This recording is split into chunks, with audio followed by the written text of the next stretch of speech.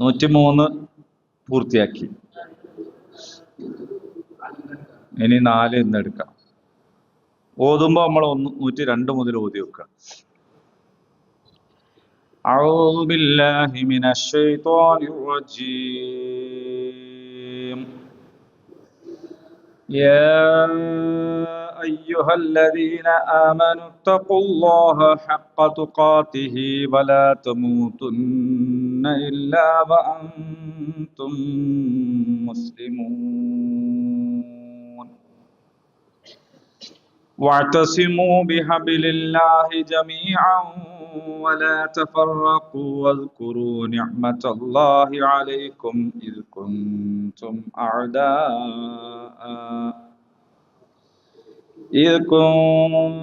أعداء فألف بين قلوبكم فأصبحتم بنعمته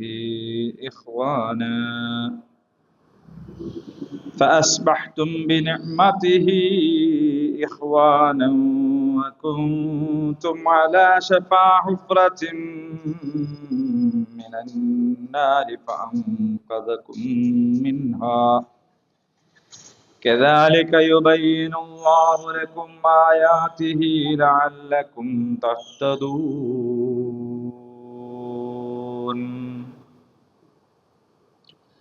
ولتكن منكم أمة يدعون إلى الخير ويأمرون بالمعروف وينهون عن المنكر وأولئك هم المفلحون. ولا تكونوا كالذين تفرقوا واختلفوا من بعد ما جاءهم البينات وأولئك لهم عذاب عظيم.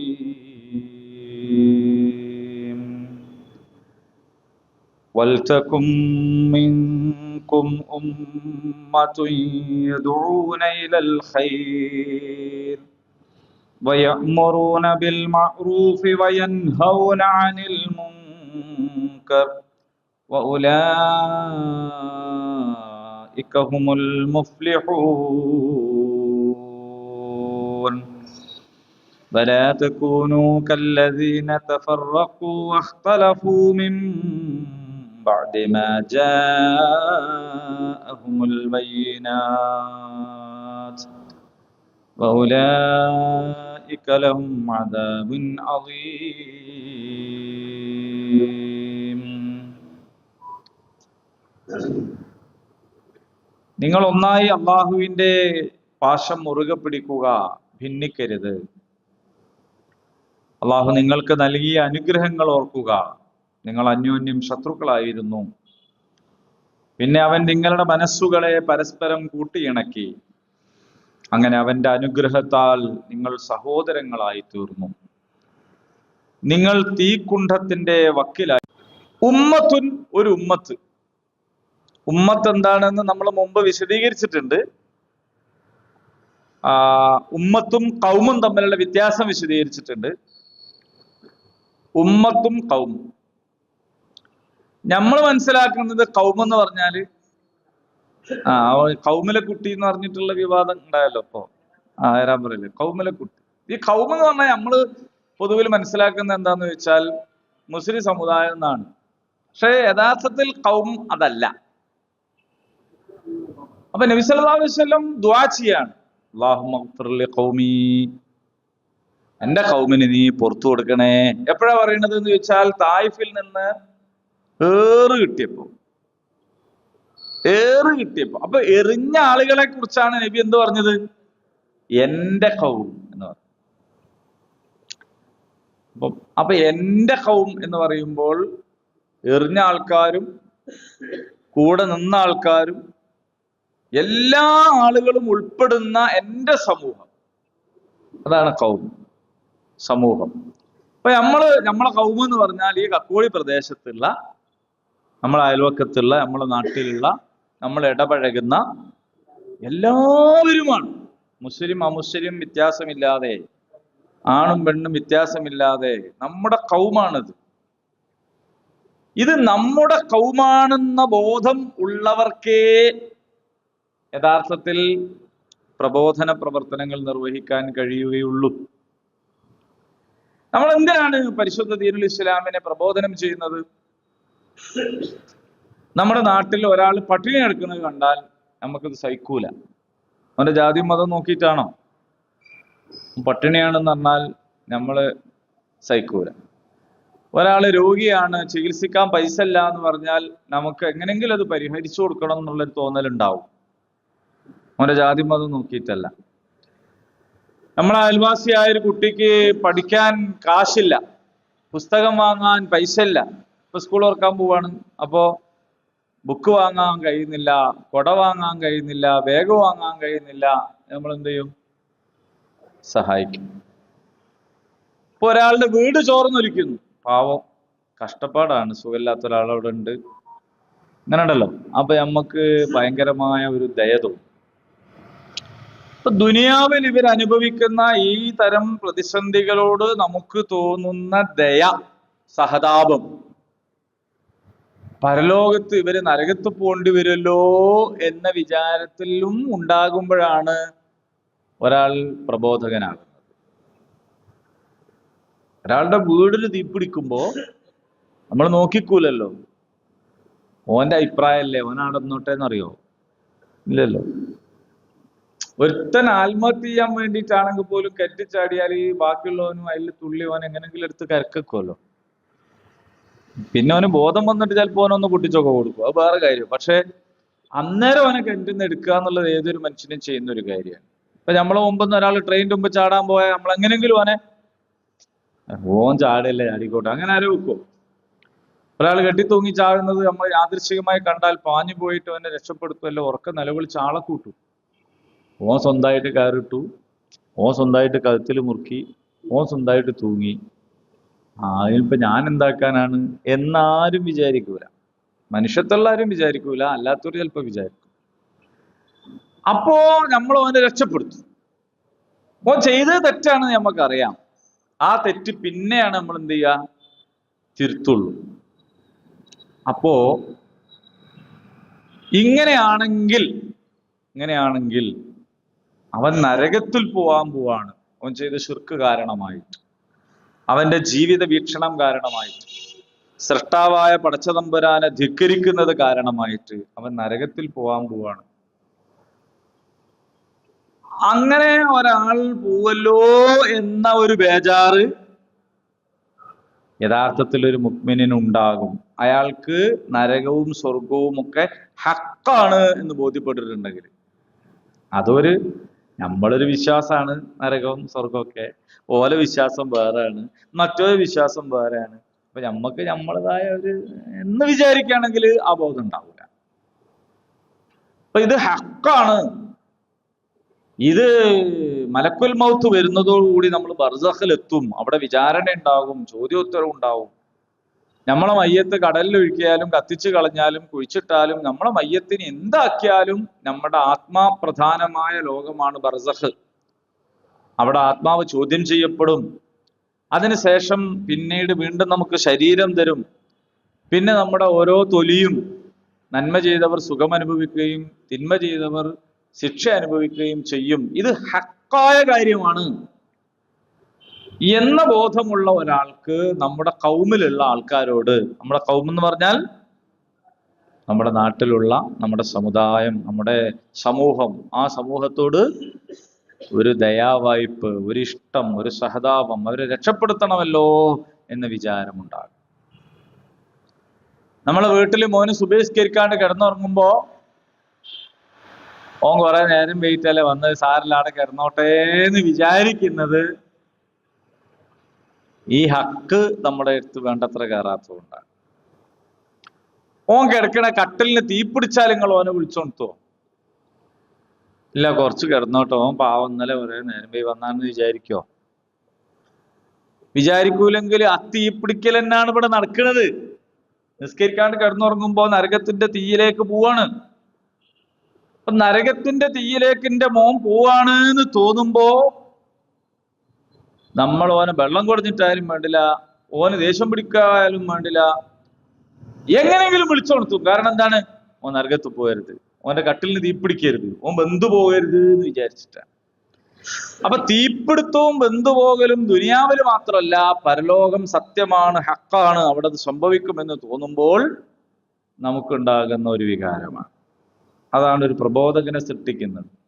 അപ്പൊ അള്ളാഹു പറയാണ്, വൽതകും മിൻകും ഉമ്മത്തുൻ യദ്ഊന ഇലൽ ഖൈർ, നിങ്ങളിൽ നിന്ന് നല്ലതിലേക്ക് ക്ഷണിക്കുന്ന ഒരു ഉമ്മത്ത് ഉണ്ടാകണം. ഉമ്മത്ത് എന്ന് പറഞ്ഞാൽ പ്രത്യേകമായ ലക്ഷ്യവും ബോധവും ഒക്കെ ഉള്ള, വ്യവസ്ഥയുള്ള, ആസൂത്രണ തികവുള്ള, പരസ്പര ബന്ധമുള്ള ഒരു കൂട്ടം എന്നാണ്. ഞാൻ മുമ്പത്തെ ക്ലാസ്സിൽ നിങ്ങളോട് ഉദാഹരണം പറഞ്ഞിരുന്നു, ബസ്സിന്റെ ഉദാഹരണം. മാഷാ അല്ലാഹ്, അമ്മൽക്കൊക്കെ അത് ഓർമ്മ ഉണ്ട്. സാധാ ലൈനിൽ പോണ ബസ്സിലുള്ള ആൾക്കാര് ഖൗമാണ്, കല്യാണ ബസ്സിൽ പോണ ആൾക്കാർ ഉമ്മത്താണ് എന്ന് പറഞ്ഞാൽ ഉദാഹരണമാണ്. ലൈനിൽ പോണ ബസ്സിൽ എല്ലാവരും ഉണ്ട്, എവിടുന്നോ കയറിയ ആളായിരിക്കും. ചില ആൾ തണ്ണീർപന്തലിൽ തന്നെ ഇറങ്ങും, ചില ആൾ കരിക്കാവളത്ത് ഇറങ്ങും, ചില ആൾ കരിക്കാവളത്ത് ബീവറേജിലേക്ക് പോകുന്ന ആളായിരിക്കും.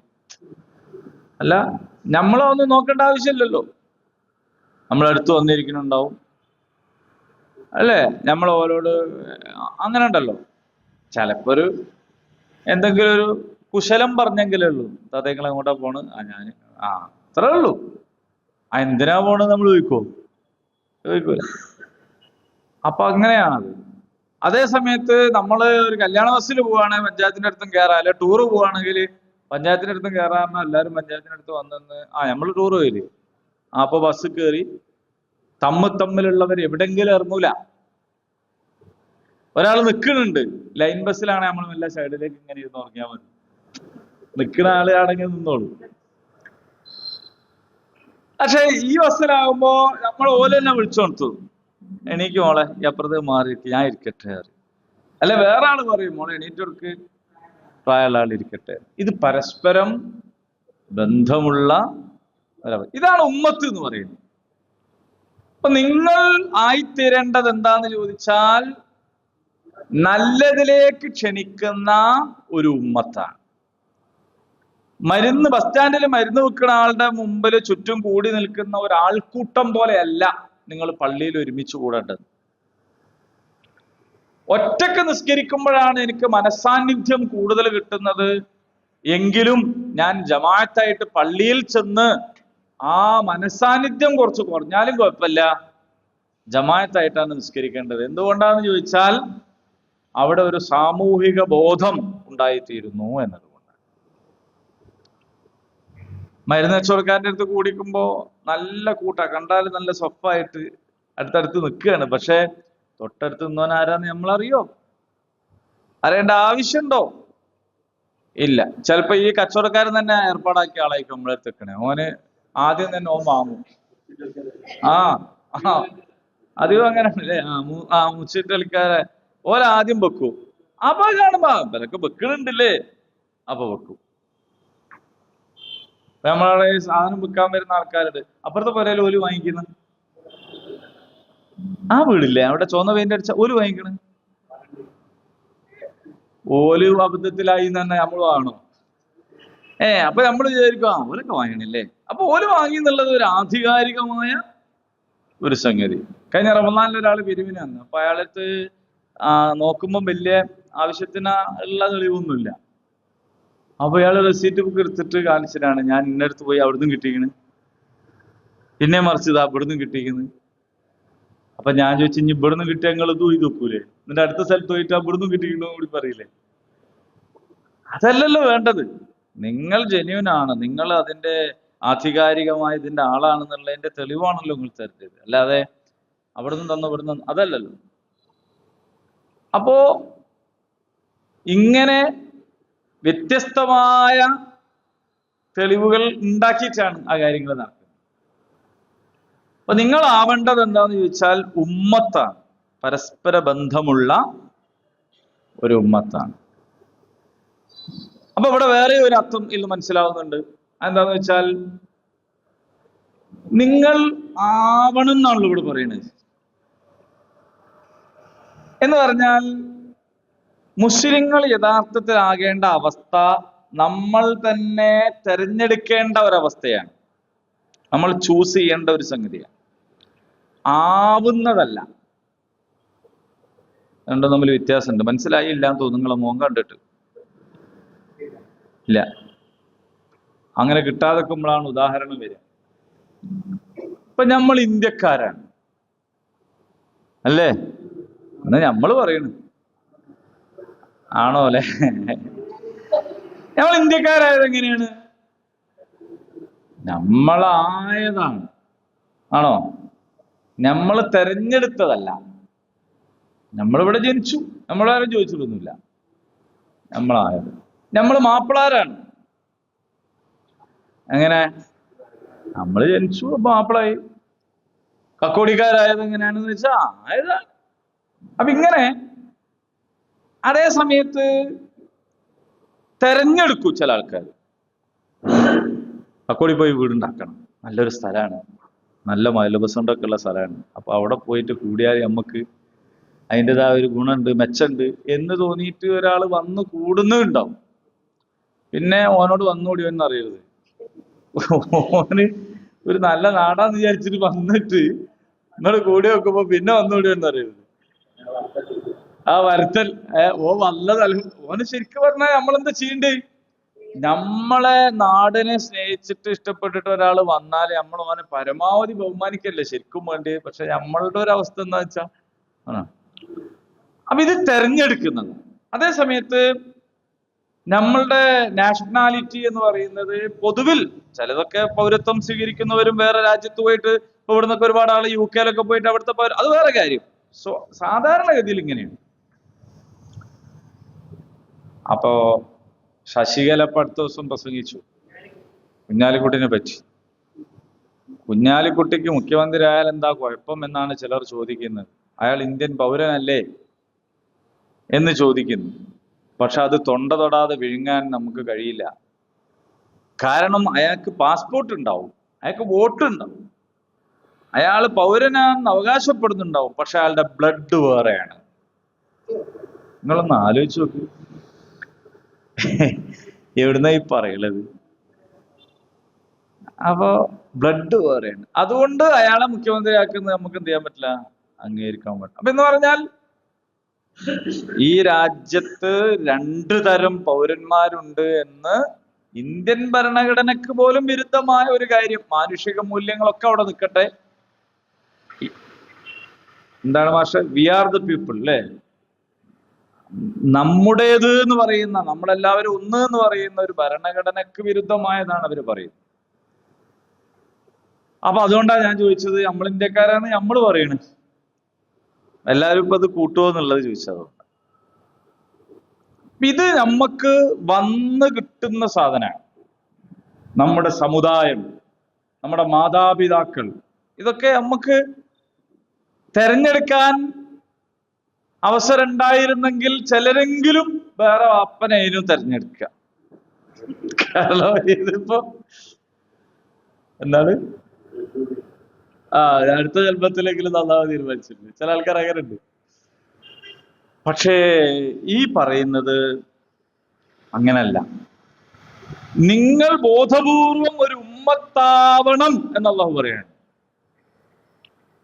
അപ്പോ നിങ്ങളൊരു കൗമായതുപോലെ, നിങ്ങളൊരു സമുദായമായതുപോലെ, ഒരു നാട്ടിൽ ജനിച്ചതുപോലെ, ആണായതുപോലെ, പെണ്ണായതുപോലെ, കറുത്തവരോ വെളുത്തവരോ ആയതുപോലെ നിങ്ങൾക്ക് പങ്കില്ലാത്ത ഒരാവലല്ല. നിങ്ങൾ ബോധപൂർവം തന്നെ തെരഞ്ഞെടുക്കേണ്ട വഴിയെക്കുറിച്ചാണ് ഇവിടെ പറയുന്നത്.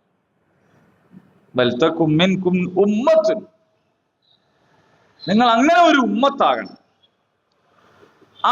അപ്പൊ അവിടെ മിൻകും എന്ന് പറയുന്നതിനെ കുറിച്ച് ധാരാളം ചർച്ചയുണ്ട്. സാധാരണ മിൻ എന്ന് പറഞ്ഞാൽ ഇൽ നിന്ന് എന്നാണ്. അപ്പൊ മിൻകും എന്ന് പറഞ്ഞാൽ നിങ്ങളിൽ നിന്ന് എന്നാണ്. അപ്പോൾ നമ്മളിൽ നിന്ന് നന്മയിലേക്ക് ക്ഷണിക്കുന്ന ഒരു വിഭാഗം ഉണ്ടാകണം എന്നാണോ ഈ പറയുന്നത്? നിങ്ങളിൽ നിന്ന് യദഊന ഇലൽ ഖൈർ വയഅ്മുറൂന ബിൽ മഅറൂഫ് വയൻഹൗന അനിൽ മുൻകർ, നിങ്ങളിൽ നിന്ന് നന്മയിലേക്ക് ക്ഷണിക്കുന്ന, നന്മ കൽപ്പിക്കുന്ന, തിന്മ വിരോധിക്കുന്ന ഒരു കൂട്ടരുണ്ടാകണമെന്നാണോ ഈ പറയുന്നത്? മിൻ എന്ന് പറഞ്ഞാൽ ഇൽ നിന്ന് എന്നാണ് അർത്ഥമെങ്കിൽ അങ്ങനെയാണ് പറയുന്നത്. പക്ഷെ ഖുർആൻ ആയത്തിനെ നമ്മൾ മനസ്സിലാക്കുക ഖുർആനിന്റെ മറ്റു ഭാഗങ്ങൾ കൂടി ചേർത്ത് വെച്ചുകൊണ്ടാണ്, ഹദീസുകൾ ചേർത്ത് വെച്ചുകൊണ്ടാണ്. അങ്ങനെ പരിശോധിക്കുമ്പോൾ മിൻ എന്നതിന് അറബി ഭാഷയിൽ തന്നെ ആൽ എന്നൊരർത്ഥം കൂടിയുണ്ട്. ആൽ മരല്ല, ആൽ എന്ന് പറഞ്ഞാൽ നിങ്ങളാൽ ഉണ്ടാകണം എന്നാവും അപ്പൊ അതിന്റെ അർത്ഥം. അപ്പോൾ നിങ്ങളാൽ നിന്ന് ഉണ്ടായിത്തീരണം എന്ന് പറഞ്ഞാൽ നിങ്ങളായിത്തീരണം എന്നാണ്.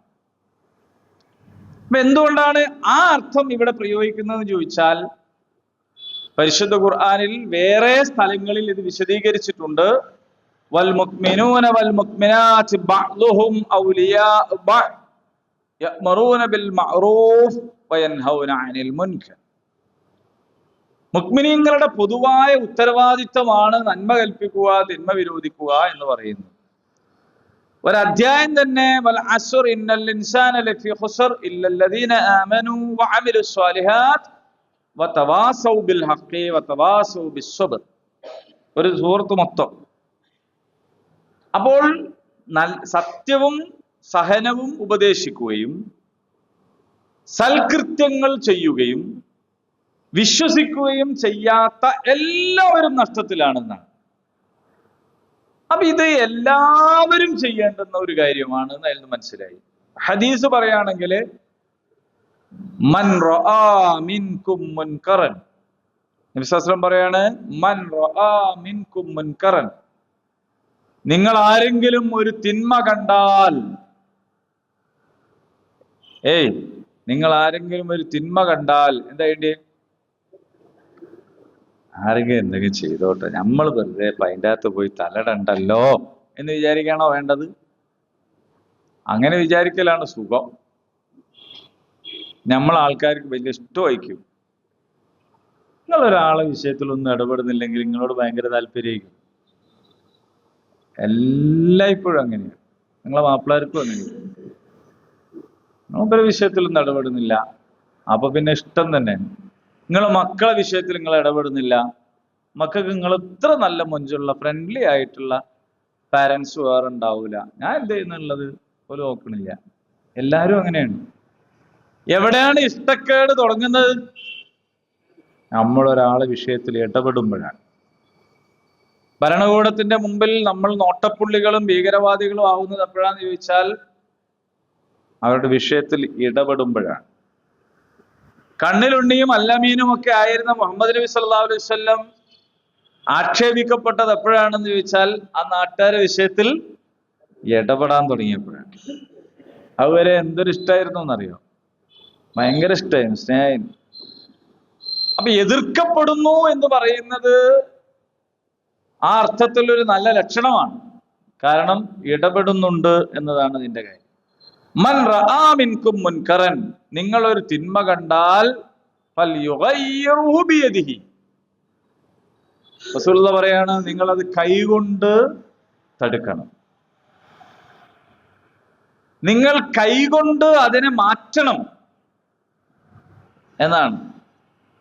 ഫഇൻ ലം യസ്തതി, ഇനി അഥവാ അതിന് നിങ്ങൾക്ക് കഴിയില്ല, കൈകൊണ്ട് തടുക്കണമെങ്കിൽ അധികാരം വേണം. അധികാരം ഉണ്ടെങ്കിലാണ് എന്ത് ചെയ്യാൻ പറ്റുള്ളൂ? കൈ കിടക്കും. അധികാരമില്ലാത്തവൻ കൈകൊണ്ട് തടുക്കാൻ നോക്കിയാൽ നമ്മൾ പറയും നിയമം കയ്യിലെടുക്കുകയാണെന്ന് പറയും. ശരിയാണ്, നിയമം കയ്യിലെടുക്കാൻ പാടില്ല. അപ്പൊ അതിന്റെ വ്യവസ്ഥ അനുസരിച്ച് ചെയ്യേണ്ടവരാണ് ചെയ്യേണ്ടത്. പക്ഷേ ഫഇല്ലം യസ്തതി, നിങ്ങൾക്ക് അങ്ങനെ കൈ കാര്യം ചെയ്യാൻ കഴിയില്ലെങ്കിൽ ഫബിലിസാനിഹി, അവന്റെ നാവ് കൊണ്ട് തടയണം. അപ്പൊ നാവ് കൊണ്ട് തടയലാണ് പ്രസംഗം, പ്രഭാഷണം, മുദ്രാവാക്യം എന്നൊക്കെ പറയണ. നാവ് കൊണ്ട് എഴുത്ത്, ലേഖനം, പ്രചാരണം, പ്രവർത്തനം, ഇതൊക്കെ നാവ് കൊണ്ട് തടയലാണ്. ഫഇല്ലം യസ്തതി, ഇനി അതിനും കഴിയാത്ത ഒരു സാഹചര്യത്തിലാണ്, നിങ്ങൾ തടവറയിലാണ്, നിരോധിക്കപ്പെട്ട അവസ്ഥയിലാണ്, അങ്ങനെയൊക്കെ ആവാലോ. ഫബിഖൽബിഹി, അപ്പോഴെന്ത് വേണം? കൽബ് കൊണ്ട് നിങ്ങൾ അതിനെ വെറുക്കണം. ഉലൈക അദ്അഫുൽ ഈമാൻ, അത് ഈമാനിന്റെ ഏറ്റവും ദുർബലമായ അവസ്ഥയാണ്.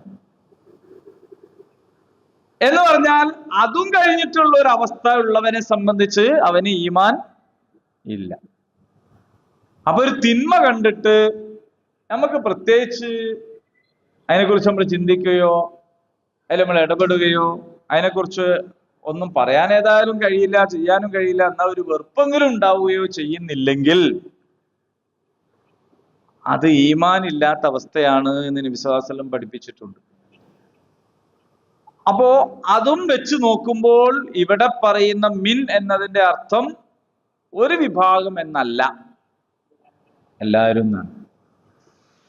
അപ്പൊ നിങ്ങളിൽ നിന്ന് ഞാൻ പ്രതീക്ഷിക്കുന്നത് നിങ്ങൾ എല്ലാവരും നന്നായി പഠിക്കണം എന്നാണ്. അപ്പൊ ഞാൻ പറഞ്ഞ നിങ്ങളിൽ നിന്നുള്ളതിന്റെ അർത്ഥം എന്താണ്? എല്ലാവരും എന്നാണ്. നിങ്ങളിൽ നിന്ന് മാന്യതയല്ലാതെ ഞാൻ പ്രതീക്ഷിക്കുന്നില്ല എന്ന് പറഞ്ഞാൽ നിങ്ങളിൽ നിന്ന് കുറച്ച് ആൾക്കാർ മാന്യത കാണിക്കണം, അങ്ങനല്ല, എല്ലാവരുമാണ്. ഒരു അധ്യാപകൻ വിദ്യാർത്ഥികളോട് പറയാണ്, നിങ്ങളിൽ നിന്ന് ഞാൻ 100% വിജയമാണ് പ്രതീക്ഷിക്കുന്നത് എന്ന് പറഞ്ഞാൽ 2 കുട്ടികൾ ജയിച്ചാൽ മതി എന്നാണോ? അല്ല. അപ്പൊ ഈ നിങ്ങളിൽ നിന്ന് എന്ന് പറയുന്നതിന് അങ്ങനെ ഒരു അർത്ഥം മലയാളത്തിൽ തന്നെ നമ്മൾ പ്രയോഗിക്കുമ്പോൾ ഉള്ളതാണ്. വൽതകും മിൻകും ഉമ്മത്തുൻ യദ്ഊന ഇലൽ ഖൈർ വയഅ്മുറൂന ബിൽ മഅറൂഫ് വയൻഹൗന അനിൽ മുൻകർ. അപ്പോ മഅറൂഫ് എന്ന് പറഞ്ഞാല് അറിയപ്പെട്ടത് എന്നാണ് വാക്കർത്ഥം. എല്ലാ നല്ലതുകളും അറിയപ്പെട്ടതാണ്. മുൻകർ എന്ന് പറഞ്ഞാൽ കേട്ടുകേൾവി ഇല്ലാത്തത് എന്നാണ് അതിന്റെ അർത്ഥം. എല്ലാ തിന്മകളും എന്താണ്? കേട്ടുകേൾവി ഇല്ലാത്തത്. നമ്മൾ ചിലപ്പോൾ പറയില്ലേ, ഒരു കേട്ടുകേൾവി ഇല്ലാത്ത കാര്യമാണ് ചെയ്ത്. അത് നല്ലതിനെ കുറിച്ചല്ല പറയാം, മോശമായതിനെ കുറിച്ച്. അപ്പോൾ മഅറൂഫ് എന്ന് പറഞ്ഞാൽ നന്മ, മുൻകർ എന്ന് പറഞ്ഞാൽ തിന്മ. ഇവിടെ ഈ ആയത്തിൽ അള്ളാഹു പറയുന്നത് യഅ്മുറൂന എന്നാണ്, കൽപ്പിക്കുക എന്നാണ്. അപ്പൊ അതൊരു റിക്വസ്റ്റ് അല്ല. റിക്വസ്റ്റ് ഉണ്ട്, അതെങ്ങനെയാണ്? പ്ലേസ് ചെയ്തിട്ട് അപേക്ഷ കൊടുക്കുന്നതാണ്. അതിന് ഇതല്ല പദം. പക്ഷെ ഇവിടെ അള്ളാഹു പറയും യഅ്മുറൂന ബിൽ മഅറൂഫ്, നന്മ കൽപ്പിക്കണം. അതേപോലെ വയൻഹൗന അനിൽ മുൻകർ, തിന്മ വിരോധിക്കണം.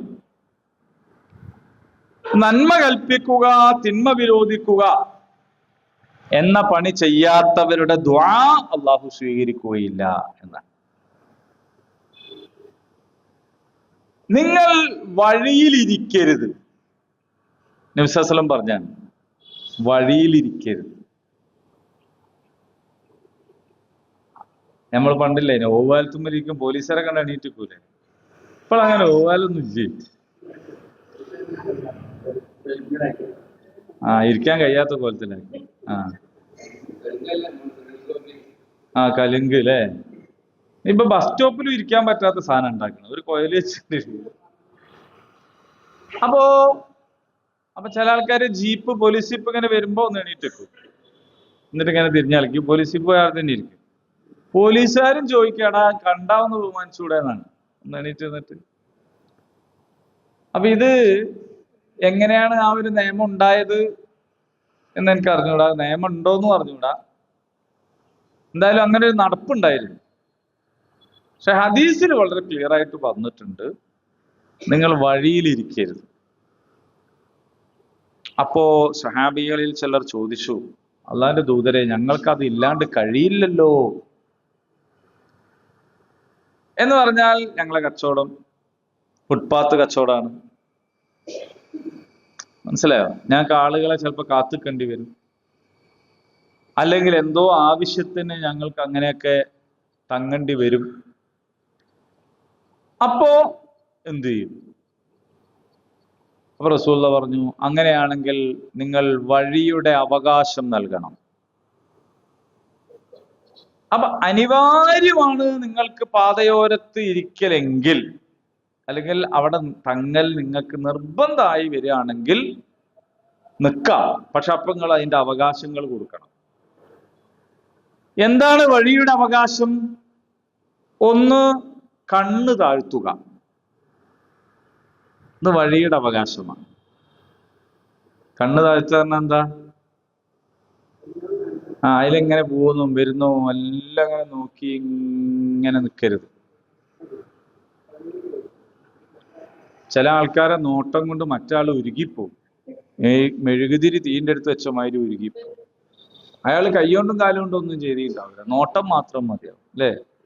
ആജാതി നോട്ടമൊക്കെ ഉണ്ട്. അപ്പൊ കണ്ണ് താഴ്ത്തുക,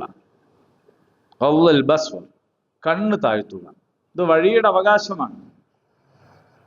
തൊട്ടുടനെ പറഞ്ഞ എന്താണെന്നറിയോ? നന്മ കൽപ്പിക്കുക, തിന്മ വിരോധിക്കുക. അപ്പൊ നിങ്ങൾക്ക് വഴിയിൽ നിൽക്കാതെക്കലാണ് നല്ലത്, പോയിക്കോ. അഥവാ നിങ്ങൾക്ക് നിൽക്കേണ്ടതായ വല്ല സാഹചര്യവും ഉണ്ടായാൽ, നിർബന്ധമായാൽ, അനിവാര്യമായാൽ നന്മ കൽപ്പിക്കുകയും തിന്മ വിരോധിക്കുകയും ചെയ്യണം. കാരണം തെരുവാണ്, അവിടെ പല ജാതി സംഗതികളും നടക്കും. അപ്പോ അത് നടക്കുമ്പോൾ തിന്മക്ക് കൂട്ടു നിൽക്കുന്ന സ്വഭാവത്തിലാവാൻ പാടില്ല. അപ്പോ നിങ്ങൾ കണ്ടില്ലേ, ചില ആൾക്കാര് പ്രത്യേകിച്ച് പണിയൊന്നുമില്ല, വെറുതെ പീഡിയക്കുലായ്മയിൽ വന്നിരിക്കും. എന്നിട്ട് ഇങ്ങനെ വന്നിരുന്നു വൈകുന്നേരം വരെ എന്തൊക്കെയോ പറഞ്ഞുകൊണ്ടിരിക്കും. ആ പറയുന്നതിലാണ് ഫിത്തന ഉണ്ടാവുക, ഫസാദ് ഉണ്ടാവുക, പല ജാതി സംഗതികളും ഉണ്ടാവുക. ഇപ്പൊ പിന്നെ അങ്ങനത്തെ ഒക്കെ കുറഞ്ഞിട്ടുണ്ട്. കാരണം മൊബൈൽ ഉള്ളത് കൊണ്ടേ വേറെ ആരോടും പറയാനുള്ള നേരത് കഴിഞ്ഞിട്ട് വേണ്ടേ. ഇനി അഥവാ എന്താ പറയണമെങ്കിൽ തന്നെ തൊട്ടടുത്ത ആളോട് തന്നെ വാട്സപ്പ് അയക്കുക ചെയ്യുക. കാരണം അതിൻ്റെ അകത്തൂടി പറയാന്നല്ലാതെ നേരിട്ട് പറയുന്ന പ്രശ്നം ഇല്ല. കാരണം അത് ഒരുപാട് ദോഷങ്ങൾ ഉണ്ടാകുമ്പോ ഉണ്ടായി വന്ന എന്തോ ഒരു ചില നല്ലതും ഉണ്ടാവുമല്ലോ. കുറയും, പരമാവധി കുറയും. ഇന്നലെ ഞാനൊരു ചെറിയ മോളെ കണ്ടൊരു വീട്ടിൽ പോയപ്പോ, ചെറിയ മോള് വെച്ചാല് ഈ കൊഞ്ഞിച്ച് പറയുന്ന പ്രായം. ഉമ്മച്ചയുടെ പോയി വെച്ചപ്പോ ചൂച അങ്ങനെ ഉണ്ടല്ലോ, വളരെ. പക്ഷെ ആ മോള് വല്യപ്പനോട് എന്തോന്ന് എടുത്തു കൊടുക്കാൻ പറഞ്ഞു മൊബൈലിൽ. വല്യപ്പക്ക് മനസ്സിലാവണില്ല. ഓളത് ഇങ്ങോട്ട് വാങ്ങിയിട്ട് എടുത്തു, കിട്ടിയായിരുന്നു. അപ്പൊ നിങ്ങൾ ആലോചിച്ചു, ഇത്തിരി നിങ്ങൾക്കൊക്കെ അനുഭവം ഉണ്ടാവും, ഒരു അത്ഭുതമുള്ള കാര്യമൊന്നുമല്ല. പക്ഷെ വളരെ ചെറിയ കുട്ടി ആണ്. അപ്പൊ അവർക്ക് വേറെ ആരോടെങ്കിലും സംസാരിക്കാനോ ഒന്നുള്ളൊരു നേരം കിട്ടൂല. അപ്പൊ നന്മ കൽപ്പിക്കുക, തിന്മ വിരോധിക്കുക, അതിലും നടക്കും. അപ്പൊ ഇനിയിപ്പോ നമ്മൾ ആലോചിക്കേണ്ടത് അതിലൂടെ എങ്ങനെ അത് നടത്താമെന്ന്. കാരണം നമ്മളെ വഴി മാറി. പിന്നെ ഈ വഴിയിലിരിക്കരുത് എന്ന് പറഞ്ഞത് ഓൺലൈനിലും ബാധകമാണ്, ഓഫ്ലൈനിൽ മാത്രമല്ല. ഓഫ്ലൈനിലെ വഴിയേക്കാൾ അപകടകരമാണ് ഓൺലൈനിലെ വഴി. നമ്മളെ നാട്ടിലിപ്പോ ഇവിടെ ഒരു വഴിയിലിരിക്കുകയാണ്, ഇതിലെ പോണല്ലോ മാത്രമല്ല നമ്മൾ കാണുള്ളൂ. ഇതിൻ്റെ അകത്ത് ലോകത്തിന്റെ എല്ലാ സ്ഥലത്തുള്ള ആൾക്കാരെ ഒരേ സമയം നമ്മൾ കാണും. അപ്പോ തെരുവിന്റെ ഒത്ത നടുവിൽ നിൽക്കും പോലെയാണ്. അപ്പൊ നിങ്ങൾ പാലിക്കേണ്ട ഏറ്റവും പ്രധാനപ്പെട്ടത് കണ്ണ് താഴ്ത്തുക. കണ്ണ് താഴ്ത്താൻ ഇതിൻ്റെ അകത്തേക്ക് താഴ്ത്താലല്ല, കണ്ണ് കാണണ്ടാത്തത് കാണാതിരിക്കുക. നമ്മൾ ചിലപ്പോ വിചാരിക്കും ഇതൊരു നേലല്ലേ, ഇതിപ്പോ സ്ക്രീനല്ലേ, ഒറിജിനൽ ഒന്നല്ലല്ലോ. പക്ഷെ ഒറിജിനലേക്കാളും റിയാലിറ്റി ഉണ്ടാവും ഇതിൽ കാണുന്നതിന് അല്ലേ. അപ്പൊ അത് പിന്നെ നന്മ കൽപ്പിക്കുക, തിന്മ വിരോധിക്കുക. അപ്പൊ വഴിയുടെ ബാധ്യത, ഹക്കു തരീഖ്, വഴിയുടെ ബാധ്യത എന്ന് പറയുന്നത് കൊടുക്കാൻ കഴിയുന്നവർക്കേ അത് പാടുള്ളൂ എന്ന്. അപ്പൊ നിങ്ങളായിത്തീരേണ്ടത് നന്മയിലേക്ക് ക്ഷണിക്കുന്ന ഒരു വിഭാഗമാണ്, നന്മ കൽപ്പിക്കുകയും തിന്മ വിരോധിക്കുകയും ചെയ്യുന്ന വിഭാഗമാണ്. അപ്പൊ നിങ്ങളിൽ നിന്ന് എന്നല്ല, നിങ്ങൾ മൊത്തത്തിൽ തന്നെ അങ്ങനെയാണ് ആവേണ്ടത്. ഉലൈകഹുമുൽ മുഫ്ലിഹൂൻ, അത്തരം ആളുകളാണ് വിജയികളായ ആളുകൾ.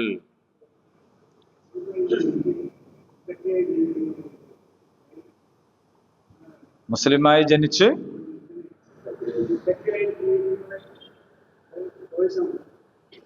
അതെ, ചോയ്സാണ്. കാരണം നമുക്ക് മുത്തൊക്കെ അല്ലാണ്ടും ജീവിക്കാമല്ലോ. ജനിക്കണ എല്ലാവരും മുസ്ലിമായിട്ട് തന്നെ ജനിക്കണം. മുസ്ലിമായിട്ട് അല്ലാണ്ട് ജനിക്കണ ആരുമില്ല. ഇത്ര വലിയ ഗാഫറിന്റെ കുട്ടിയും ജനിക്കണത് മുസ്ലിമായിട്ട്. പിന്നെ അയാൾ തെരഞ്ഞെടുക്കണം വഴി. അപ്പൊ ഇത് വേറൊരു സമുദായത്തിൽ ജനിച്ച ഒരാൾ ഇസ്ലാമിനെ തെരഞ്ഞെടുക്കുക എന്ന് പറഞ്ഞാൽ നമുക്ക് മനസ്സിലാകുന്നുണ്ട്. പക്ഷെ നമ്മളെ സമുദായത്തിൽ ജനിച്ച ആള് ഇത് തെരഞ്ഞെടുക്കുന്നുണ്ടോ എന്നാണ് നമ്മളെ സംശയം. അപ്പൊ തെരഞ്ഞെടുക്കാതെ വളരെ താവഴിയായിട്ട് പാപ്പാന്റെ ഉമ്മാന്റെ മോനായിട്ട് കിട്ടുന്ന ഒരു സ്ഥാനം അല്ല ഇത് എന്നാണ് ഖുർആന്റെ ആവർത്തിച്ചിട്ടുള്ള അധ്യാപനം. അഹ്ലു കിതാബിനെ കുറിച്ച് പറഞ്ഞിടത്തൊക്കെ അതാണ് പറഞ്ഞത്. നിങ്ങൾ പാരമ്പര്യം പറഞ്ഞ് നടക്കുകയാണ്. യഥാർത്ഥത്തില് ഈ പാരമ്പര്യത്തിൽ കിട്ടണതല്ല ഇത്. അപ്പൊ അവിടെ നമ്മൾ എന്ത് ചെയ്യണം വെച്ചാൽ ഈ വഴി തെരഞ്ഞെടുക്കുകയാണ്. അപ്പോ മറ്റൊരു തെരഞ്ഞെടുക്കുന്നതിനേക്കാളും എളുപ്പം ഉണ്ടാവും നമുക്കൊരു അനുകൂല സാഹചര്യം അൽഹംദുലില്ലാഹ് ഉണ്ട്. നമ്മൾ അറിയാണ്ട് അത് നമുക്ക് തന്നൊരു സാഹചര്യമാണ്. നമ്മളെ വീടും ചുറ്റുപാടും പരിസരവും മറ്റുള്ളതൊന്നും തന്നെ വേർപെടുത്താതെ നമുക്ക് ഇതിൽ നിൽക്കാൻ കഴിയുന്നു എന്ന് പറയുന്നത് വലിയൊരു എന്തോ നമ്മൾ അങ്ങനെ തെരഞ്ഞെടുത്തത്. അള്ളാന്റെ യുക്തിയൊക്കെ ഉണ്ടോ നമുക്ക് അറിഞ്ഞില്ലെങ്കിൽ. മറ്റുള്ളവരെന്ത് ചെയ്യണമെന്ന് അറിയോ? അവരുടെ ജീവിത പരിസരത്ത് നിന്ന് മാറണം. ഇപ്പോഴത്തെ കാലത്ത് ആ മാറ്റം വളരെ ദുഷ്കരമാണ്. പക്ഷെ ആ ദുഷ്കരമായത് പോലും എന്തുകൊണ്ടാണെന്ന് ചോദിച്ചാൽ ആദർശമാറ്റം എന്ന പോയിന്റിലല്ല, പിന്നെയോ ജാതി മാറ്റം എന്ന പോയിന്റിലാണ്. അപ്പൊ ഇവിടുത്തെ ജാതി വ്യവസ്ഥയാണ് യഥാർത്ഥത്തിൽ ഒരാൾക്ക് ആദർശമാറ്റം ഉണ്ടാകുന്നതിന്റെ വലിയ തടസ്സം നമുക്ക് മനസ്സിലാക്കാൻ കഴിയും. പക്ഷെ അതൊക്കെ ഉണ്ടെങ്കിലും അങ്ങനെയൊക്കെ ആണെങ്കിലും നമ്മളോട് അള്ളാഹു പറഞ്ഞത് നിങ്ങൾ നന്മയിലേക്ക് ക്ഷണിക്കുന്ന കൂട്ടരാവണം. നന്മയിലേക്ക് ക്ഷണിക്കുന്ന കൂട്ടരാവണമെങ്കിൽ എന്ത് വേണം? നമ്മളിൽ നന്മ വേണം. നമ്മളിൽ നന്മയില്ലാതെ നന്മയിലേക്ക് നമ്മൾ ക്ഷണിക്കാൻ മെനക്കെട്ടാൽ അതിന് ഫലവും ഉണ്ടാവൂല, അത് സ്വീകരിക്കപ്പെടുകയും ഇല്ല. അല്ലേ? നമ്മളിപ്പോ നന്മയിലേക്ക് ക്ഷണിക്കുന്നു, നമ്മളെത്ത് നന്മയൊന്നും കാണുന്നില്ലെങ്കിൽ അതാരെങ്കിലും സ്വീകരിക്കുമോ? അതിനെന്തെങ്കിലും വില ഉണ്ടോ? അപ്പൊ അമ്പിയാ മുർസലീങ്ങളുടെ ഏറ്റവും വലിയ പ്രത്യേകത എന്താന്ന് വെച്ചാൽ എൻ്റെ ജീവിതത്തിലുള്ളതാണ് ഞാൻ നിങ്ങളോട് പറയുന്നത് എന്നായിരുന്നു. അപ്പൊ ഒരു സമ്പൂർണ്ണ ജീവിത വ്യവസ്ഥയും ഒന്നും അല്ലെങ്കിലും ഗാന്ധി പറഞ്ഞത് എൻ്റെ ജീവിതമാണ് എൻ്റെ സന്ദേശം. അദ്ദേഹം പറഞ്ഞതൊക്കെ അദ്ദേഹത്തിന്റെ ജീവിതത്തിൽ ഉണ്ടായി. പറയേണ്ടതെല്ലാം പറഞ്ഞോ ഇല്ല എന്നുള്ളത് വേറെ ചർച്ചയാണ്. പക്ഷേ അതൊരു ക്വാളിറ്റിയാണ് ശരിക്കും പറഞ്ഞു. ആ ക്വാളിറ്റി നമ്മൾ നിലനിർത്തിയാൽ നമ്മൾ ഖൈറു ഉമ്മത്താവും. അപ്പോഴാണ് കുൻതും ഖൈറ ഉമ്മ, നിങ്ങളൊരു ഉത്തമമായ സമൂഹമാകുന്നു. അവിടെയും പറയുന്നത് എന്താണ്? തഅ്മുറൂന ബിൽ മഅറൂഫ് വതൻഹൗന അനിൽ മുൻകർ, നിങ്ങൾ നന്മ കൽപ്പിക്കുകയും തിന്മ വിരോധിക്കുകയും ചെയ്യുന്ന ആളുകളാണ്. അപ്പൊ നേരത്തെ ആയത്തിൽ പറഞ്ഞു വഅ്തസിമൂ ബിഹബിലില്ലാഹി ജമീഅൻ വലാ തഫറഖൂ, നിങ്ങൾ അള്ളാഹുവിന്റെ കയറിനെ, അള്ളാഹുവിന്റെ കയർ എന്ന് പറഞ്ഞാൽ എന്തായിരുന്നു അർത്ഥം പറഞ്ഞത്? ഖുർആനാണ്. അള്ളാഹുവിന്റെ കയറിനെ നിങ്ങൾ മുറുകെ പിടിക്കുക, ഭിന്നിച്ചു പോകരുത്. അള്ളാഹുവിന്റെ കയറിനെ മുറുകെ പിടിക്കാൻ വേണ്ടിയാണ് നമ്മൾ യോജിക്കേണ്ടത് എന്നാണ്. അങ്ങനെ യോജിക്കുന്ന ആളുകളെ നിങ്ങൾ ഒരു ഉത്തമ സമൂഹമായി മാറണം. നിങ്ങൾ നല്ലതിലേക്ക് ക്ഷണിക്കുന്നവരാകണം. നന്മ കൽപ്പിക്കണം, തിന്മ വിരോധിക്കണം. ഇതെല്ലാവരും ചെയ്യേണ്ട പണിയാണ്. പക്ഷേ എല്ലാവർക്കും ഒരുപോലെ ചെയ്യാൻ കഴിയില്ല. ഇപ്പൊ എഴുത്തുകാരായ ആളുകളെ സംബന്ധിച്ചിടത്തോളം അവർക്ക് പുസ്തകങ്ങൾ രചിക്കാം, ഗ്രന്ഥരചനയിലൂടെ ഈ പണിയെടുക്കാൻ പറ്റും. നമ്മളെല്ലാവരും ബുക്ക് എഴുതാൻ നോക്കി നടക്കുമോ? പ്രഭാഷകർക്ക് പ്രഭാഷണത്തിലൂടെ അത് നടക്കും. എല്ലാവർക്കും പ്രസംഗിക്കാൻ പറ്റുമോ? സ്ഥാപനങ്ങൾ നടത്തിക്കൊണ്ട് അത് സാധിക്കും. പക്ഷെ എല്ലാവർക്കും അത് കഴിയില്ല. ചില ആളുകള് വെറുതെ ഇങ്ങനെ ഇങ്ങനെ നല്ല നാടൻ വർത്താനം പറഞ്ഞാൽ തന്നെ അവരിൽ നിന്ന് മറ്റുള്ള ആളുകളിൽ വമ്പിച്ച മാറ്റം ഉണ്ടാവും. ആളുകളുടെ മനസ്സിനെ സ്വാധീനിക്കും വിധം വ്യക്തി സംഭാഷണങ്ങൾ നടത്താനുള്ള അസാമാന്യ കഴിവുകളുള്ള ആളുകളുണ്ട്. അസാമാന്യം ഒന്നുമില്ലെങ്കിൽ ചെറിയ ചെറിയ കഴിവുള്ളവരാണ് നമ്മൾ പല പ്രശ്നത്തിനും പറഞ്ഞേക്കുക, മൂപ്പരെ കൊണ്ട് സംസാരിപ്പിക്കുക എന്ന് പറയുന്നത് എന്തിനാന്ന് വെച്ചാൽ മൂപ്പര് ആവുമ്പോ അതൊരു ചില ആൾക്കാർ സംസാരിക്കാൻ പോയാൽ എന്താവും, ഉള്ള പ്രശ്നം അപ്പൊ അതൊക്കെ കഴിവുകളാണ്. അപ്പൊ ഓരോരുത്തർക്കും എന്ത് കഴിവാണോ ഉള്ളത്, ചില ആൾക്ക് പൈസ കൊടുക്കാൻ പറ്റും, ഇത്തരം ദീനീ സംരംഭങ്ങളെ സഹായിക്കാൻ പറ്റും, അപ്പൊ അവരത് ചെയ്യാം. ചില ആൾക്കാരെ ഇപ്പൊ നിങ്ങൾക്ക് ഒരാൾക്ക് ഖുർആൻ പഠിപ്പിച്ചു കൊടുക്കാൻ കഴിയൂലെങ്കിൽ ഒരാളും കൂടി കൊണ്ടുവന്നാൽ പോരെ. ബോധപൂർവം തീരുമാനിക്കുക ഇന്ന ആളെ നമ്മൾ ക്ലാസ്സിൽ എത്തിക്കണം. അപ്പൊ ആ ആൾക്ക് അയാളെ പണി കഴിഞ്ഞ് ഇവിടെ എത്തിച്ചാ മതി. അപ്പൊ ഇവിടെ എത്തിച്ച് പിന്നെ അയാള് തുടർച്ചയായിട്ട് വന്നാൽ അയാൾക്ക് അതിന്റെ മാറ്റം ഉണ്ടാവും. അപ്പൊ എല്ലാവർക്കും ക്ലാസ് എടുക്കാൻ കഴിയില്ല. അപ്പൊ ക്ലാസ് എടുക്കാൻ കഴിയുന്ന ക്ലാസ് എടുക്കുക. അപ്പൊ അതിന്റെ സംവിധാനം ഒരുക്കേണ്ട ഒരു സംവിധാനം ഒരുക്കുക. ഇങ്ങനെ നന്മയിലേക്ക് ക്ഷണിക്കാൻ എന്താണോ വഴി, ആ വഴിയിൽ നമ്മൾ എല്ലാ ദിവസവും എല്ലാ നേരവും വ്യാപൃതരായിരിക്കണം, എന്തെങ്കിലും ചെയ്തുകൊണ്ടേയിരിക്കണം. കുട്ടികളെ പോലെ ആവണം നമ്മൾ. കുട്ടികൾ നിഷ്കളങ്കരാണല്ലോ, അതുകൊണ്ട് അവരെപ്പോഴും ചലിച്ചുകൊണ്ടിരിക്കും. നമ്മളിപ്പോ ഓരോ കുട്ടികളാരും വെറുതെ ഇരിക്കാണ്ട്, നിങ്ങൾ ഈ മൊബൈൽ ഇല്ലെങ്കിൽ, മൊബൈലുള്ളവർ കൂടി അതും നിന്നു. പക്ഷെ കുട്ടിക്ക് നിൽക്കാൻ കഴിയില്ലല്ലോ. കുട്ടികൾ ഇങ്ങനെ എന്തെങ്കിലും ചെയ്തുകൊണ്ട് അടങ്ങിയിരിക്കടാ എന്നല്ലേ നമ്മൾ പറയേണ്ടി വരുള്ളൂ. എന്തെങ്കിലും ഒന്ന് ചെയ്യടാ എന്ന് പറയേണ്ടി വന്നത് ഈ മൊബൈൽ വന്നതിന്റെ ശേഷം. അപ്പൊ അങ്ങനെ ചലിച്ചു. ഈ ചലനാത്മകതയാണ് മനുഷ്യ പ്രകൃതം എന്ന് പറയുന്നത്. ചലനാത്മകതയാണ്. നിങ്ങള് കുറച്ചു കാലം കൈക്കോ കാലിനോ എല്ലൊടിഞ്ഞിട്ടോ പരിക്ക് പറ്റിയിട്ടോ കയ്യോ കാലോ അനക്കാണ്ട് വെച്ചെന്ന് വിചാരിക്കുക, പിന്നെ അത് അങ്ങനെ തന്നെ ആ ചെയ്യേണ്ടി വരുന്നത് എന്തുകൊണ്ടാണ്? നമ്മൾ ഏത് അവയവവും അത് എത്രത്തോളം ചലിക്കുന്നോ അത്രത്തോളം അത് എന്താവും, അതിന്റെ എല്ലാ കാര്യങ്ങളും ഇങ്ങനെ നടക്കും. അതുകൊണ്ടാണ് നടക്കണം എന്നാലേ കാര്യങ്ങൾ നടക്കുള്ളൂ എന്ന് പറയുന്നത്. അപ്പൊ കുനിഞ്ഞെടുക്കാത്തവന് പിന്നെ കുഞ്ഞെടുക്കാൻ കഴിയില്ല. നിസ്കാരം കസേരയിൽ വെച്ചിട്ട് അനിവാര്യ സാഹചര്യത്തിലാവാം, പക്ഷെ ഏതോ അത്ര അനിവാര്യമില്ലാത്തൊരു സാഹചര്യത്തിലും ഈ കസേരയിൽ ഇരുന്ന പിന്നെ കസേരയിൽ തന്നെ ഇരിക്കേണ്ടി വരും. കാരണം എന്താണ്? കുനിയലും നൂരലും ഇല്ല. നമ്മളിൽ പല ആളുകൾക്കും ഇന്ത്യൻ ക്ലോസറ്റ് ഉപയോഗിക്കാൻ കഴിയില്ല. കാരണം എന്താ വെച്ചാ ഇങ്ങനെ മടങ്ങണ സിസ്റ്റം പോയി. ആരും മുമ്പിൽ മുട്ട് നടക്കൂല. അതൊരു നിലപാടാണ്. അപ്പൊ ഈ മുട്ട് പിന്നെ മടങ്ങൂല. അപ്പൊ ചലനം എന്ന് പറയുന്നത് വളരെ പ്രധാനമാണ്. അപ്പൊ മുഅ്മിനീങ്ങളോട് അള്ളാഹു പറയാണ്, നിങ്ങളുടെ ഈ ചലനശേഷിയെ നല്ലതിലേക്ക് ക്ഷണിക്കാനാണ്, സംഘടനാ പക്ഷപാതിത്വത്തിലേക്കല്ല, സങ്കുചിതത്വത്തിലേക്കല്ല, സാമുദായികതയിലേക്കല്ല, നിങ്ങളുടെ തന്നിഷ്ടത്തിലേക്കല്ല, അങ്ങനെ ഒന്നുമല്ല. അങ്ങനെ നമ്മൾ ഉണ്ടാക്കി വെച്ച കുറെ വേണ്ടാധീനങ്ങൾ ഉണ്ട്. ഇപ്പോ പിന്നെ ഒരു നാടിനോടുള്ള സ്നേഹം ഒരു അപകടകരമായ ദേശീയതയായിട്ട് മാറുക. കോടിക്കാര് എന്താ പാലം കടന്ന് അപ്പുറത്തുള്ള വേറെ എന്തോ സാധനം ഒന്നും ചെല്ലോ, എന്താ ഉള്ളത്? എന്തുണ്ടോ? നമ്മൾ ജനിച്ച നാടിനോടൊരു സ്നേഹം ഉണ്ടാവും. അത് മനുഷ്യ സഹജമാണ്. അതൊരു പൂച്ചക്ക് വരെ ഉണ്ടാവും.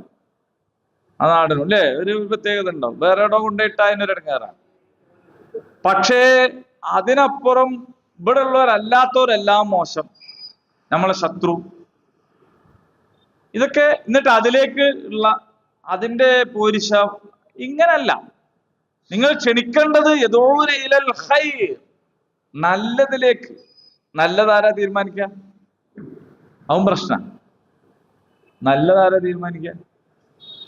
ആളുകൾ ചോദിക്കാറുണ്ട്, നല്ല വഴിയിൽ ജീവിച്ചാ പോരേന്ന്. ചില മതനിഷേധികളും നാസ്തികരും ഒക്കെ ആയ ആളുകള് ചിലർ അറിഞ്ഞൂടായിട്ട് ചോദിക്കുന്നതാണ്, ചിലർ അറിഞ്ഞിട്ട് ചോദിക്കുന്നതാണ്. എന്തിനാണ് ഈ മതവും നിയമവും? അത് നമുക്ക് നല്ലോണം ജീവിച്ചാ പോരെ? ആരെയും നല്ലതാരാ തീരുമാനിക്കുക? നമ്മളെ ഗുരു തന്നെ പറഞ്ഞില്ലേ, മതം ഏതായാലും മനുഷ്യൻ നന്നായാൽ മതി. മനുഷ്യൻ എങ്ങനെ നന്നാവുക?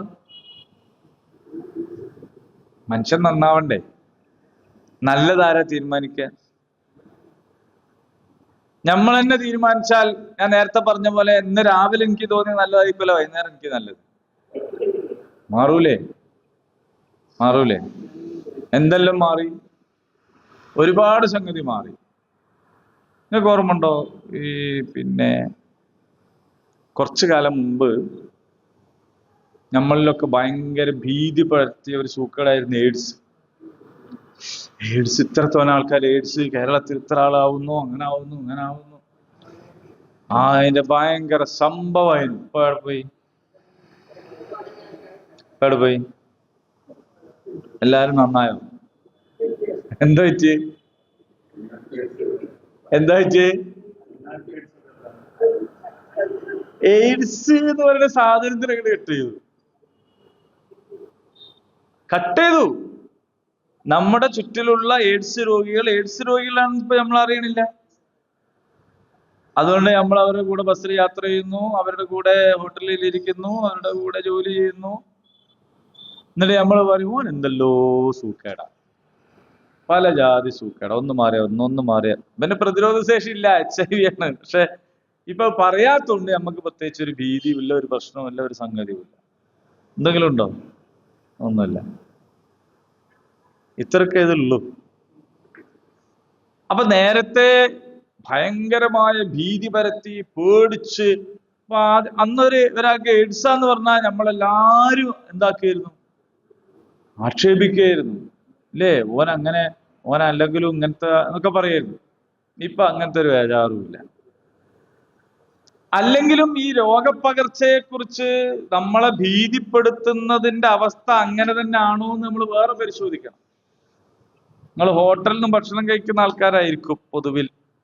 പെണ്ണുങ്ങൾ കുറച്ച് കുറയോ ഇതില്? ആണുങ്ങള് കുറച്ച് പെണ്ണുങ്ങളെക്കാൾ താരതമ്യേന കൂടും. വെറുതെ ഒരു ചായെങ്കിലും പോയി കുടിക്കും. അവിടെ ഗ്ലാസ് നിങ്ങൾ ആരെയും കണ്ടുകണോ? നമ്മള് വെള്ളം ഇങ്ങനെ വെച്ച് കുടിക്കുന്ന ഈ ഗ്ലാസ് ഇല്ലേ, ഈ ഗ്ലാസ് ഒരു പാത്രത്തിൽ വെള്ളം ഉണ്ടാവും, അതില് ഒന്ന് മുക്കി കിടക്കുക ചെയ്യാ. ശരിക്ക് നമ്മളെ ഇരിക്കുന്ന ടേബിളിൽ ഇരുന്ന ഒരാള് കുടിച്ച വെള്ളത്തിന്റെ ഗ്ലാസ് കഴുകാതെ നമ്മക്ക് അതിൽ തന്നെ വെള്ളം ഒഴിച്ച് തന്നിരുന്നെങ്കിൽ അയാളെ തുപ്പലേ അതിലുണ്ടാവുള്ളൂ. ഇതിൽ കൊണ്ടുപോയി മുക്കുമ്പോ നാട്ടുകാരെ മൊത്തം തുപ്പൽ എന്താവാണ്? ഇതിലാവുകയാണ്.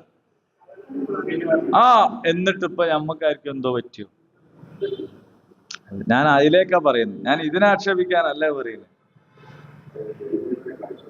ആ ആ ആ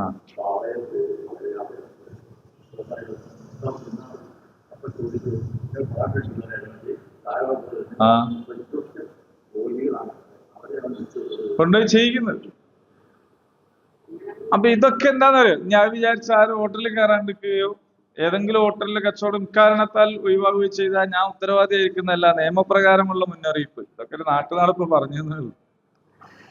എന്നിട്ട് ഇയാള് പൊരേല് വന്നിട്ട് ഉമ്മ കുടിച്ച ഗ്ലാസ് കൈയിട്ടാണ് വെള്ളം കുടിക്കുക.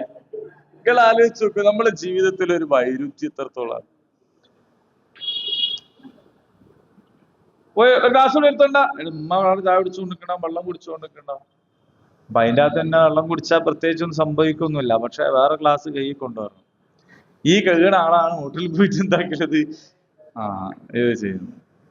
അപ്പൊ ഇതൊക്കെ എന്താന്ന് വെച്ചാൽ നമ്മുടെ ഒരു കാഴ്ചപ്പാടിന്റെയും പൊതുബോധത്തിന്റെയും പ്രശ്നമാണ്. അതിന്റെ കൂട്ടത്തിൽ ചേർത്ത് ഞാൻ പറയട്ടെ, എന്നെ കൊണ്ട് കഴിയോ നാട്ടിൽ നന്മ കൽപ്പിക്കാനും തിന്മ വിരോധിക്കാനും നല്ലതിലേക്ക് ക്ഷണിക്കാനും എന്ന് ചോദിച്ചാൽ നമുക്കെല്ലാവർക്കും സാധ്യമാണ്. നമ്മുടേതായ അളവിൽ സാധ്യമാണ്, വ്യത്യസ്തമായ രീതിയിൽ സാധ്യമാണ്. അതിന് പരിശ്രമിക്കണം എന്ന് റബ്ബ് പറഞ്ഞതാണ്.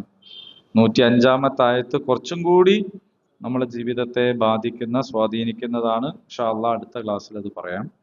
അള്ളാഹു തൗഫീഖ് ചെയ്യുമാറാകട്ടെ. ദുആ കൊണ്ട് വസിയത്ത് ചെയ്തിട്ടുള്ള ആളുകളുണ്ട്. അള്ളാഹു അവരുടെ ആവശ്യങ്ങളൊക്കെ പൂർത്തീകരിച്ചു കൊടുക്കുമാറാവട്ടെ. നമ്മുടെ ടീച്ചറുടെ പേരക്കുട്ടി ഒരു അപകടത്തിൽപ്പെട്ടിട്ട് ഹോസ്പിറ്റലിലാണ്, സർജറി ഉണ്ട് എന്ന് പറഞ്ഞു. അള്ളാഹു അത് വിജയിപ്പിച്ചു കൊടുക്കുമാറാകട്ടെ, രോഗം ശിഫയായി കൊടുക്കുമാറാകട്ടെ.